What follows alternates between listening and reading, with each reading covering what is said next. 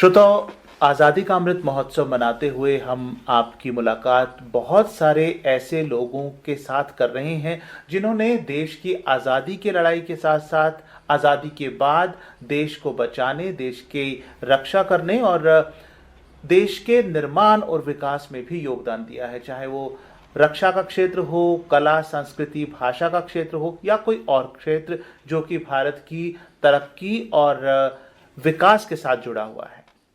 आज जैसा कि आप जानते हैं कि आकाशवाणी जम्मू का क्षेत्रीय समाचार एकांश अपनी स्थापना के 50 वर्ष मना रहा है और इसी अरसे के दौरान, इस समारोहों के दौरान ही आज आज़ादी का अमृत महोत्सव के तहत शख्सियात हमारे साथ हैं। उनमें एक हैं लेफ्टिनेंट संतन सिंह, वीर चक्र से सम्मानित हैं।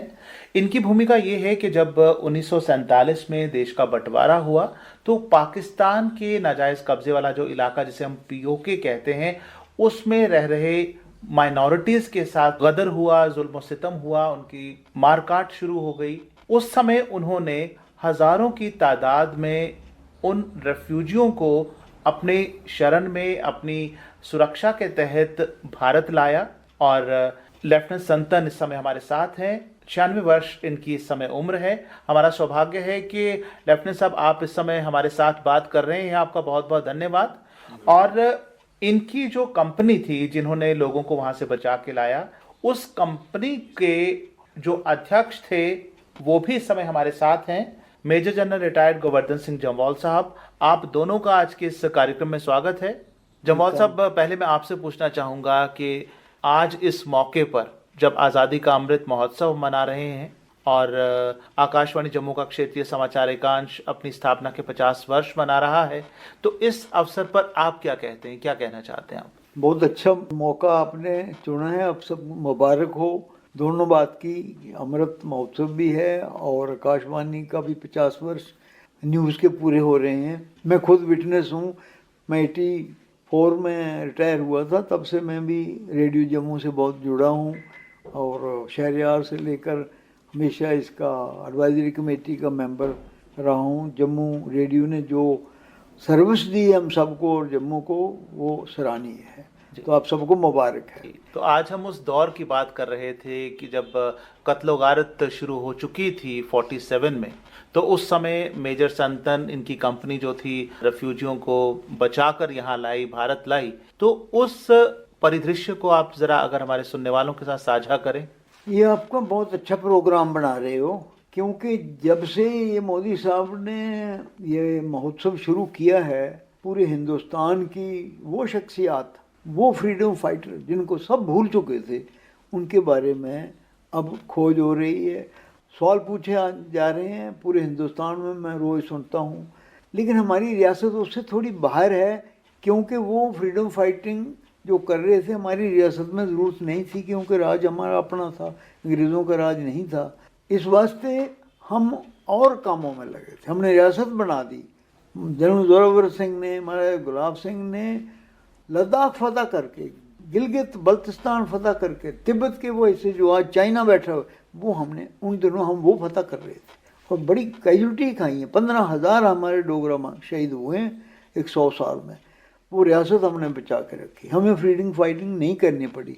लेकिन हमारे साथ जब फ्रीडम मिली, उसके बाद हमारी तकलीफ़ शुरू हुई, क्योंकि अंग्रेज़ों ने मिल के पाकिस्तान के साथ हमारी रियासत को, ख़ास तौर पर कश्मीर, गिलगित, बल्तिस्तान, लद्दाख, वो पाकिस्तान में मिलाने के लिए बहुत बड़ी साजिश की। उस साजिश में हमारा बहुत नुकसान हुआ और उसमें साजिश ये थी कि वो पाकिस्तान से पुंछ, जम्मू के इलाके में हमले करवाएंगे, ताकि जम्मू में लोग ये समझें कि पाकिस्तान जम्मू पर हमला कर रहा है।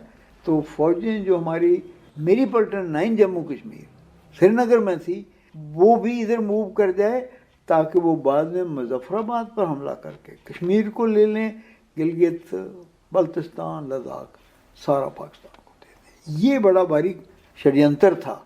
उस षड्यंत्र में मेरी पलटन 9 जम्मू कश्मीर जो श्रीनगर में थी, जैसे ही पाकिस्तान ने हमले शुरू किए, 15 अगस्त के बाद ही शुरू कर दिए पुंछ में, तो वहाँ लोगों ने तारें दी महाराजा हरि सिंह को कि हमें ये पाकिस्तानी और मुस्लिम हमारे डरा रहे हैं और बोल रहे हैं कि यहाँ से भाग जाओ, वरना तुम्हारी औरतें ले जाएंगे, तुम्हें मार देंगे, काट देंगे। वो क्यों कर रहे थे कि वो पलटन जो श्रीनगर में है वो यहाँ आए, और वही हुआ। जी। वहाँ पर जनरल स्कॉट हमारा वो भी अंग्रेजों से मिला हुआ था, वो खुद अंग्रेज था। और दरअसल उनकी साजिश वही थी साजिश कि थी। श्रीनगर से, कश्मीर से जो पलटन से उनको यहाँ बुलाइए ताकि वो मोर्चे खाली हो जाएं और वहाँ हमला किया जाए। बिल्कुल यही हुआ। और ये पलटन, मेरी पलटन 9 जम्मू कश्मीर, जिसमें ये लेफ्टिनेंट संतन उस वक्त सिपाही थे, अब इनकी उम्र 96 वर्ष है जी।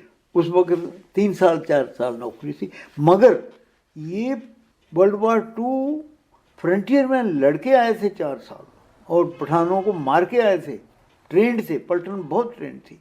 अगर वो रहती उधर तो मुजफ्फराबाद कभी कश्मीर जा ही नहीं सकता था। लेकिन ये उनकी चालाकी कामयाब हो गई जब उन्होंने पुंछ में, रावलाकोट, पलंदरी में हमले किए, तो लोगों को बचाने के लिए पलटन मूव कर दी महाराजा साहब ने, और स्कॉट ने ही मूव करी। उस पलटन में ये सिपाही थे, ए कंपनी। मैं उस वक्त पलटन में नहीं था, मैं श्रीनगर में था। मैं क्योंकि पुंछ बाद में घेरे में आ गई, इन्होंने बड़े काम किया है, बचाया लोगों को, हज़ारों रिफ्यूजी पुंछ में लाए, वहाँ से फिर जो बचे हैं। दुनिया में आज तक किसी फौज ने रिफ्यूजीज नहीं लाए, सिर्फ जम्मू कश्मीर रियासत की फ़ौज, महाराजा हरि सिंह की फ़ौज, मेरी रेजिमेंट, ये पलटन, इसी रेजिमेंट ने लाखों रिफ्यूजीज मीरपुर से लेकर कोटली, भिम्बर, पुंछ, रजौरी सब लाए जम्मू में से। मेजर संतन साहब, आप इस समय हमारे बीच हैं, और जैसा कि सर ने बताया कि आपकी उम्र 96 वर्ष है, और आपको देखकर, आपकी स्मार्टनेस को देखकर, जितने आप स्फूर्तिवान हैं, हमें ऊर्जा मिलती है, हमें एनर्जी मिलती है इससे। तो मैं चाहूँगा कि जैसे सर ने बताया कि 47 के बाद जब कत्लो गारत वहाँ शुरू हो गई, उन हालात को आप अगर हमारे सुनने वालों के लिए बयान करें तो। देखिए साहब, एक तो मैं आप लोगों का धन्यवाद, आपको मुबारक हो कि एक पसंदा एरिए के बूढ़े आदमी को आप लोग बुला करके और हमारा इंटरव्यू ले रहे हैं। ये जनरल साहब ने जो बताया है ये बिल्कुल ठीक बताया। हम श्रीनगर में थे, तो श्रीनगर में अगस्त का महीना था, मौसम भी ख़राब था, वहाँ तो नहीं था। हमें आर्डर मिला वहाँ से कि पर आपको पुंछ में हालात ख़राब हो गए। हमारी फर्स्ट डे उनके जो है वो पुंछ में थी, और वो बहुत जगहों में खिली हुई थी। मतलब हमारी एक प्लाटूनें होती थी, वो प्लाटूनों के हिसाब से बांटे हुए थे। बाग में थे, पलंगली में थे, बाग में थे, थल में थे, थराद में थे, मंग में थे, और भी टाई में थे। छोटी छोटी जगह जो है उन वहाँ पर बंटे हुए थे। वहाँ ही उन लोगों को, ये सिविलियन लोग जो वहाँ के रहने वाले हैं, उन्होंने घेर के बंद करके रखा, तो उनको हिलने नहीं देते आगे, क्योंकि हमारी स्ट्रेंथ जो थी वो बिल्कुल थोड़ी थी, और थोड़ी होती है। दूसरी बात, उस वक्त हमारे पास कम्युनिकेशन का कोई ख़ास बंदोबस्त नहीं होता था। एक ही सेट होते थे बहुत बड़े बड़े, और वो भी ज़्यादा दूर तक मलाब नहीं करते थे। दूसरी बात कि उनकी बैटरियाँ ख़त्म हो जाएँ तो ठप हो जाता था, वो बैटरी पीछे से सप्लाई नहीं होती थी। तो हम लोगों को हुक्म मिला वहाँ से, मैं अल्फ़ा कंपनी का हूँ, कंपनियाँ होती हैं वहाँ पलटन में, अल्फ़ा कंपनी का। हमारे पास गाड़ियाँ नहीं थी बिल्कुल ही, सिविल गाड़ियों में श्रीनगर से हम चले वाया उरी, वाया हाजीपीर दरा, और वाया पुंछ। जब पुंछ के पीछे अलियाबाद से नीचे उतरे हम, तो वहाँ एक पुल है, उसका नाम है शांदिल पुल, अभी वो पाकिस्तान के पास है। वो पुल के बाद जब पहुँचे तो इतनी बारिश हो रही थी कि रोड कच्चा था, गाड़ियाँ चल नहीं सकती थी, गाड़ियाँ स्लिप होती थी। ड्राइवर ने जवाब दे दिया कि भाई हम आगे नहीं जा सकते। वो गाड़ियाँ वहाँ अनलोड की, हमारे जो बिस्तर बक्सर थे वो भी रह गए गाड़ियों में, क्योंकि हम उठा तो सकते नहीं थे। तो वहाँ से हम उतर के वहाँ रात को ही चले, और पुंछ के कोई थोड़ा देर पीछे, थोड़ी दूर पीछे हम रात को रुके वहाँ, क्योंकि नहीं पहुँच सके। सुबह वहाँ से निकले, पुंछ में आकर पहुँचे, तो वहाँ ब्रिगेडियर किशन सिंह साहब थे वहाँ पर। उन्होंने बोला भाई जल्दी से आप जितना जल्दी हो सकता है इतना मूव करो। हमारे साथ प्रकाश चंद मेजर साहब थे, हमारे कम्युनिटी कमांडर के काम करते थे, और एक लेफ्टिनेंट जगजीत सिंह थे। वहाँ जब पहुँचे वहाँ खाना वाना खाया, और वहाँ से हम वहाँ ही पैदल थे। पहले वहाँ से मजाक मुगल एक जगह है जहाँ से पाकिस्तान को और हमारा आजकल गाड़ियाँ आती जाती हैं, जहाँ से वहाँ से निकल के हजीरा नाम है जगह का, हजीरा में पहुँचे हम। तो रात को हमें हजीरा में ठहरना पड़ा। कच्चा रोड था, बहुत बुरी हालत थी, कीचड़ के बीच में हम चले, और खाई गला आता है, रावला कोट और हजीरा के बीच में एक जगह नाम है खाई गला है, जो कि रावला कोट से उस वक्त मीलों के हिसाब से 6 मील जो है वो हजीरा की तरफ है, और हजीरा से जो खाई गला जो है वो 17 मील है। उसके बीच में जो इस तरफ जब हम गए तो कच्चे पुल होते थे, लकड़ी के बने हुए, या झूला पुल होते थे, उसके ऊपर से गाड़ियाँ नहीं जा सकती कि अगर जाना भी हो तो सामान उतार के दूसरी तरफ जाके लोड करना पड़ता था। तो जब हम गए तो उन्होंने, जब खाई गला के इस तरफ को पहुँचे हम, तो उन्होंने हमारे 2 पुलियों से वो तोड़ दिए वगैरह, मतलब लकड़ियाँ बीच में से निकाल के फेंक दी, और वो साइड साइड में बड़े बड़े जत्थे बनाकर बड़े हल्ले कर रहे थे, महाराज साहब के खिलाफ नारे लगा रहे थे। हमारे साथ में एक मेजर थेरेपी था, और मैंने जहाँ था तहसीलदार था, वो जब कोई जज था।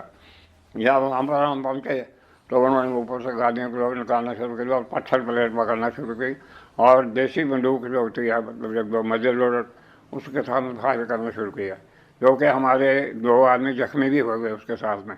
तो उसके बाद में और जब ये देखा ऐसे हालात, तो उस वक्त उस मेजर थे ने बोला नहीं, अब आप लोग इनके ऊपर हमला करो और फायर करो।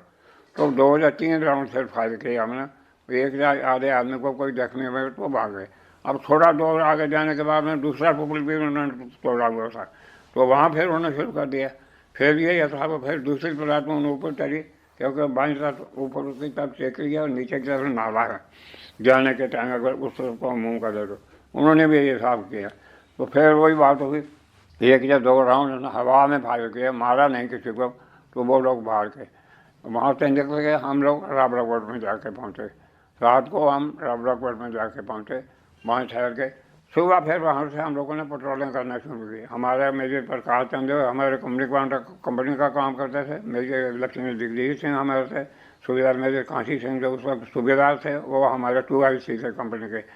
तो हम लोगों ने वहाँ से मूव किया, तो आगे के रियाड़ा नहीं, क्या नाम है उसका, बोसा गला एक जगह का नाम है, और सराट एक जगह का नाम है। वहाँ भी जो हमारी प्लेटफॉर्म जो पहले थी वो घेरे में थी, कोई मिलाप नहीं था, कोई मिलाप होता ही नहीं था और ना था। वहाँ पर जा करके हम लोगों ने उनके साथ में मिलाप किया। फिर वहाँ से हम वापस आ गए, दूसरे दिन फिर वहाँ से चले, तो वहाँ से नीचे उतर करके हम बाग तहसील में चले गए। वहाँ जो नफरी थी उनको भी थोड़ी मदद की, कुछ नफरी हमारी उनके पास ही लगे, और हम लोग फिर वापस आ गए, फिर रावलाकोट में आ गए। फिर रावलाकोट से हम चले बाया थराट, तो बोसा गला से होकर हम मंग में पहुँच के जाके, मंग में वहाँ एक स्कूल है। मंग जो है वो जेल उनके तकरीबन नज़दीक ही पड़ता है, वहाँ से कोई मेरे ख्याल में 1 किलोमीटर या आधा किलोमीटर दरिया जो है वो नज़दीक है। तो वहाँ हम रुके, फिर वहाँ से हमने क्या पेट्रोलिंग करना शुरू की, क्योंकि वो हिंदुओं को वो कह रहे थे या तो भाग जाओ यहाँ से, नहीं तो मुसलमान बन जाओ। इसी तरह सिखों का बुरी हालत थी। तो हमारे वहाँ पर 3 पोस्ट लगाए गए थे हमने, एक मंग में था, एक सराल में था, सराल में हमारा कंपनी हेडक्वार्टर, और एक प्लाटून वहाँ हमारी रहती थी। तो कुछ दिनों तक वहाँ एक हमारे साथ जज भी रहता था। अब कई दिन के बाद में, कोई महीना 1.5 महीना होने के बाद में, थोड़ा सा क्या हुआ, वो जज जब यहाँ से गया रावलाकोट में, उन लोगों को इकट्ठा किया, वहाँ उसने बड़ा लंबा चौड़ा भाषण किया गया, ये तो कुछ भी नहीं हो सकता है, वो पाकिस्तान ला रहा है, हमारे स्टेट में कुछ भी नहीं होगा। आप लोग अमन पर करने के लिए अपने अपने घरों के बीच में एक सफ़ेद झंडियाँ लगा दो।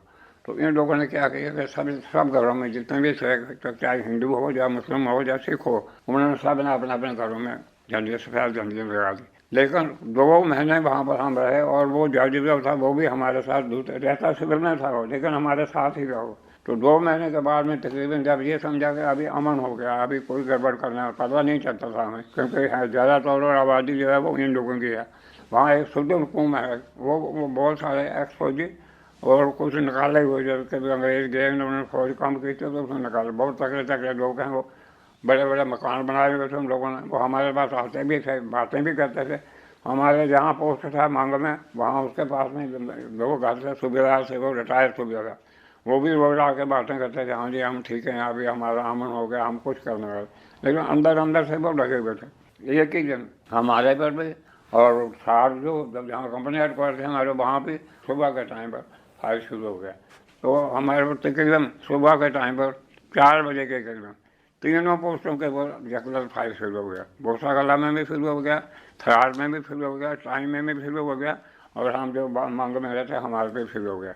अब उस वक्त हमें सबसे बड़ी बात जो मैंने आपसे पहले कही है कि हमारा कम्युनिकेशन का बहुत मुश्किल था उस वक्त। दूसरे दिन उन्होंने बड़ा जोर से हमला कर दिया, हमारे 2-3 आदमी ने उनके ग्रेनेड फेंके जिससे वो जख्मी भी हुए और वो हमला तोड़ दिया। तीसरे दिन फिर उन्होंने किया तो हमारी जो नफिल पीछे बाग रावलाकोट में रहती थी, वहाँ से मेरी रोमनाथ साहब की बहुत बहुत मेहरबानी, उनका धन्यवाद करते हैं, नमन भी करते हैं, वो भी और कर्नल रामलाल नफिल लेके मूव किया उन्होंने। पहले तो वो पहुँचे जाके थराद में, अब थराद में और ताई में फायर जो था वो बंद हो गया। हमें कोई पता नहीं कि वो मारे गए हैं, पाकिस्तान ने कब्जा कर लिया है या क्या बात है, या हमारी नफिल, कोई पता नहीं था, कोई लाभ नहीं था। तीसरे दिन के बाद में कोई लगभग 4 बजे के करीबन वो जहाँ जज मारा हुआ था उस जगह का नाम भोसा गला है, वहाँ से निकले आगे तो उन्होंने नहीं देखा कि उस जज को मार दिया हुआ, उसकी उल्टी खालसा जो प्लास्टिक उनको मार गिरा। तो जब हमारे नज़दीक पहुँचे तो दूरबीन से देखा तो ये पता चला कि हमारी नफरी है। उस वक्त तब तक हमारे पर फायर हो रहा था, वो जा करके वहाँ पर हमारे पर पहुँचे तो फिर फायर बंद हो गया।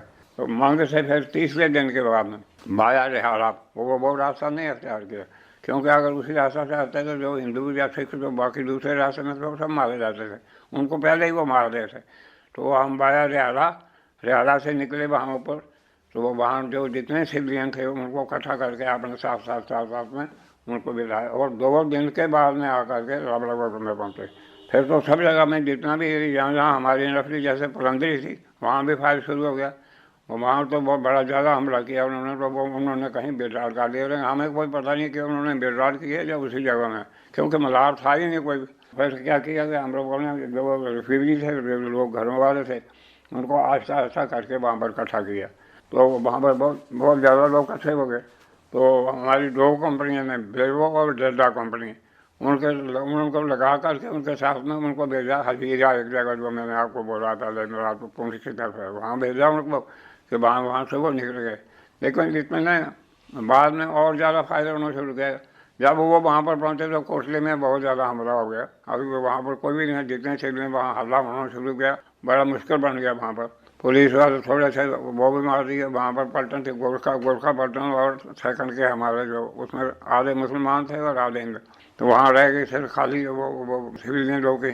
तो 2 कंपनी हमारी जो थी, ब्रेवो और डेल्टा कंपनी, उन रेफ्यूजियों को जो उनको ला करके वहाँ अजीजा में पहुँचाया था, उनको ले करके वो कोटली में आ गए।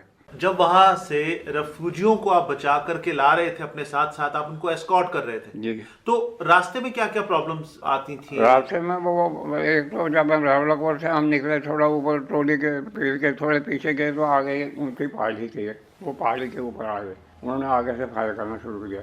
लेकिन वहाँ पर क्या थे, हमारे पास एक पिट्ठू होता है जो आजकल तो है नहीं, बड़ा पिट्ठू होता है, उसमें अपना सामान वगैरह वो निकाल करके और हम लोगों ने अटैक किया। वहाँ उनके 3 आदमी मारे, एक कैप्टन मारा उनको, उससे एक पिस्टल मिला हमें और एक ये मजदूर गन होती है, एक ये मिली हमें, और बाकी जो हमें कोई मिले। लेकिन वो आदमी जो थे वो भागे वहाँ से। यानी रास्ते में भी आप पर हमले जारी थे? हाँ बिल्कुल किया। तो जो सिविलियन थे, आप तो हथियारों के साथ लैस थे, आपने बताया कि एम्युनिशन आपका खत्म भी हो गया था, लेकिन आम जनता जिनके पास हथियार नहीं थे, तो उन लोगों को आप कैसे बचाते थे? वो हमारे बीच में होते थे, हम आगे पीछे होते थे। जैसे हम आगे दूर से तो पीछे जो बचाते थे, बाकी उनके पीछे भी हमारे नफरी होती थी, जो पीछे रहते ताकि पीछे से कोई हमला ना करे, वो ऐसे बचाते थे उनको जी। और तो उनको आप पूरा कवर देते थे? हाँ, आगे भी आप लोग थे, पीछे भी आर्मी थी और बीच में रेफ्यूजियों को? बिल्कुल हाँ, जहाँ वो जो रावलाकोट में बचा के रखे वो भी ऐसे थे। वो रहते तो वहाँ एक बाजार जैसा था, वहाँ कच्चा था, अभी तो शायद पक्का हो गया, वहाँ भी उनको भी हम प्रोटेक्शन देते थे। रात को हम पेट्रोलिंग करते थे उनके आगे, रात को उनके ऊपर कोई हमला ना करते आगे,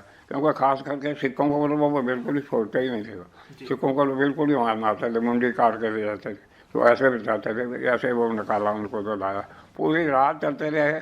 ऊपर एक डेयरी पिकेट थी, एक पिकेट के वो हम थे, पूरी रात वो लोग चलते रहे। इसमें लंबा कॉलम था कि इसमें लोग चलते रहे, आस पास सब निकला, सिविलियन तो थे। तो कितने दिन लगे उनको वहां से पुंछ तक पहुंचने में? 2 दिन लगे। 2 दिन? हाँ 2 दिन। तीसरे दिन हम पहुँच गए। पहले दिन तो वहाँ से निकले, रास्ते में रहे, दूसरे दिन टोली पीर के ऊपर है, और तीसरे दिन हवेली में ला करके वहाँ हवेली में फायर नहीं था, जहाँ के हम लोगों ने वो अपने बच्चे जो, उन लोगों के बच्चे जो हैं वो ना तुमको दिया जो भाव में डॉक्टर ने दे दिया। जम्वाल साहब, जैसे कि लेफ्टिनेंट संतन जी ने बताया कि किस तरह वो लोगों को लेकर आए, और इन्होंने जिक्र किया कि तब कम्युनिकेशन का इतना तरीके नहीं थे, अच्छे माध्यम नहीं थे, तो उस टाइम कोई भी जानकारी आप तक कैसे पहुंचाई जाती थी और कितना डिले होता था, कितनी मुश्किल से जानकारी पहुंचती थी?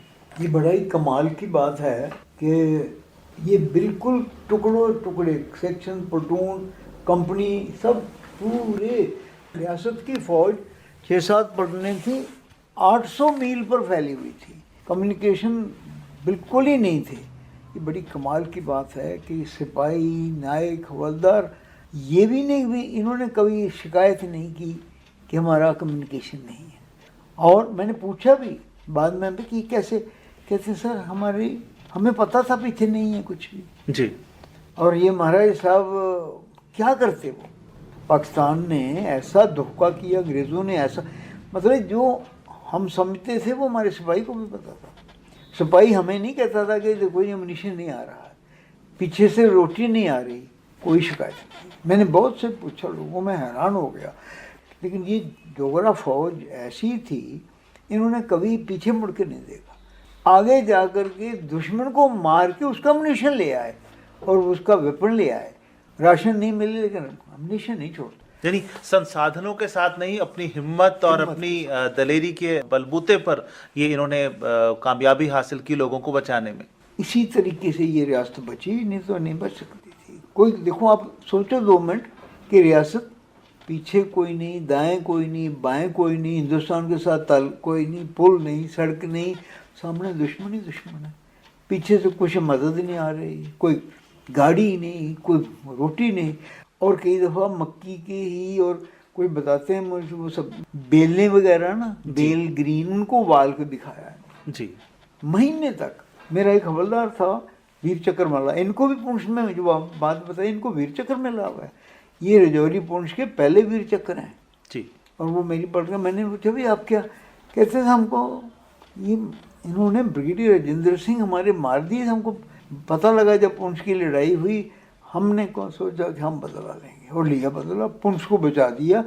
अगर पुंछ नहीं बचे तो रामबन कट जाता जी, दुश्मन आ जाता, जम्मू और कश्मीर का आपस में संबंध खत्म हो जाता। पुंछ ने कमाल किया, उसमें 3 पलटनें थी हमारी रियासत की, 1st, 8th और 9th। लेफ्टिनेंट संतन साहब, सेना के ऊपर जिम्मेदारी होती है दुश्मन का मुकाबला करने की, लेकिन जब आप वहां से रेफ्यूजियों को लेकर आए, आपके ऊपर डबल जिम्मेदारी थी।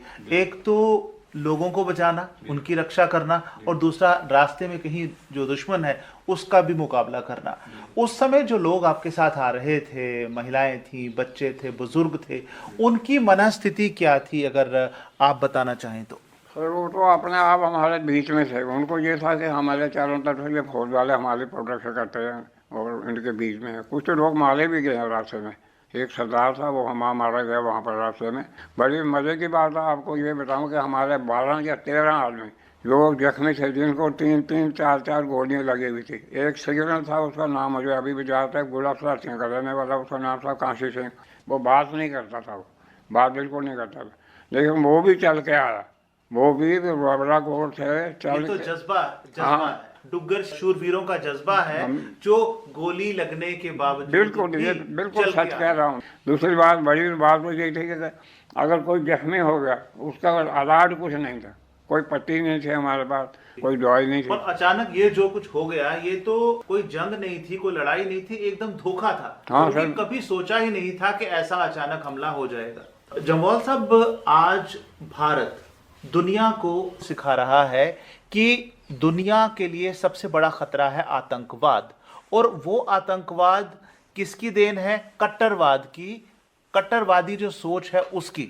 47 से पहले उन इलाकों में हिंदू, मुसलमान, सिख सभी भाइयों की तरह रहते थे, लेकिन हालात इस तरह से बदले, इस तरह से चेंज हुए कि भाई भाई का दुश्मन बन गया। वही जो इकट्ठे रहते थे वो एक दूसरे की जान के दुश्मन बन गए। तो आज देखिए, इतिहास को तो हम याद करते हैं आज़ादी का महोत्सव मनाते हुए, लेकिन सिर्फ याद करना काफ़ी नहीं है। पुराने अनुभव, खास तौर पर जो कड़वे अनुभव हैं, उनसे सीखना बड़ा ज़रूरी है।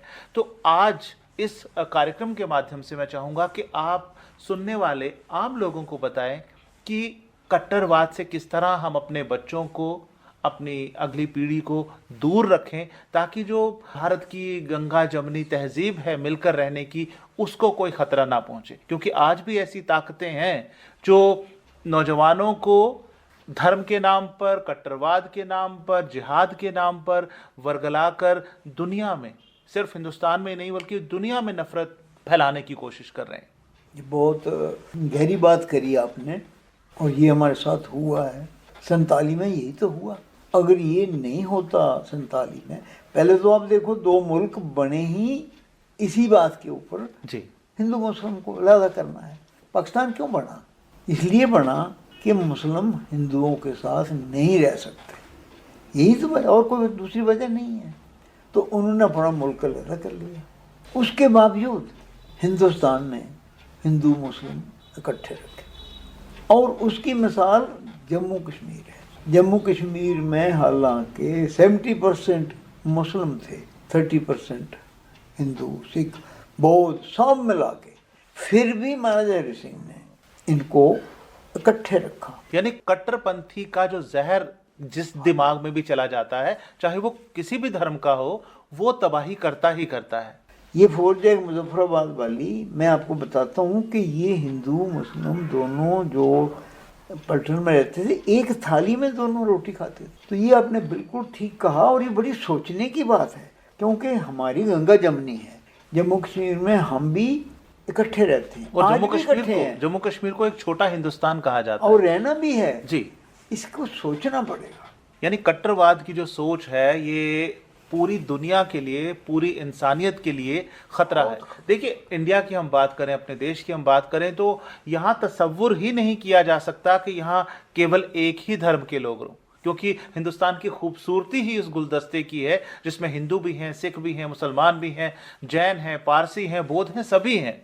और ऐसा तसव्वुर ही नहीं किया जा सकता कि इसमें एक ही कोई मजहब हो। लेकिन वो ताकतें जो चाहती हैं कि सारी दुनिया पर उनका कब्जा हो, उन ताकतों की खतरनाक सोच से हमने दुनिया को बचाना है। क्योंकि हमारी तो सोच ही यही है कि पूरा हिंदुस्तान ही नहीं, पूरी दुनिया, वसुधैव कुटुंबकम, बिल्कुल, हम एक संसार हैं, हम एक धरती हैं। तो इस धरती को बचाने के लिए हम अपने नौजवानों को कट्टरवाद की सोच से किस तरह दूर रखें? आप लेफ्टिनेंट साहब कोई संदेश सुनने वालों को अगर देना चाहें।